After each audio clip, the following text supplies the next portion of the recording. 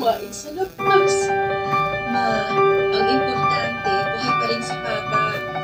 Pwede tayong umiyak sandali, pero huwag naman araw-araw. Sa tuwing dumarating kami ni Kuya Pao dito sa ospital, naaamok na namin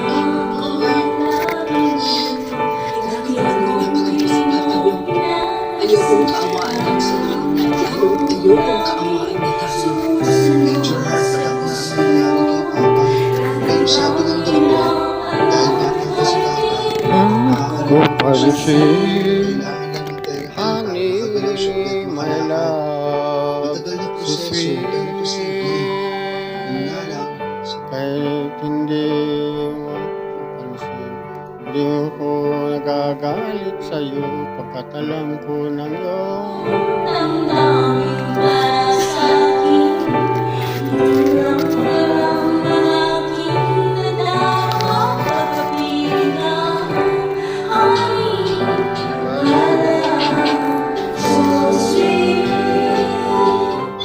kahit sino ka pa, basta't mahal kita, lagi na lang akong sumusunod sa'yo.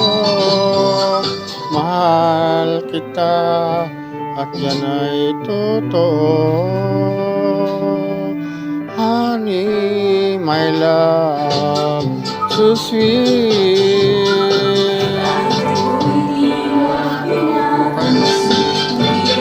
Nagagalit sa'yo, pagkakalan mo ang iyong damdamin para sa akin.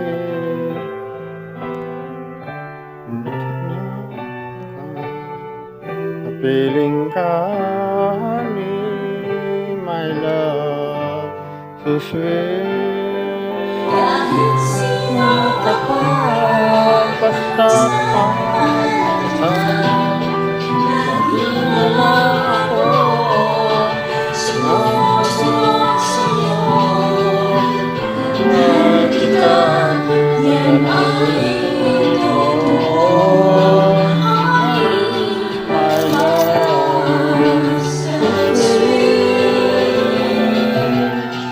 walang ibang mahal, ikaw lamang.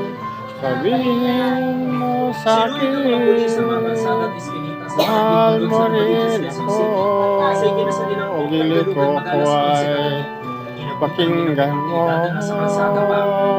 Honey, my love, so sweet. Honey, my love, so sweet.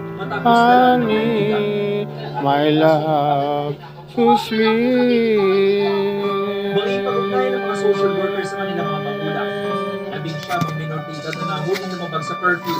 Kabilang ng tatlong anak na babae nito. Naglamay po ako sa baba po. Na di ko alam, bakit pala sila po.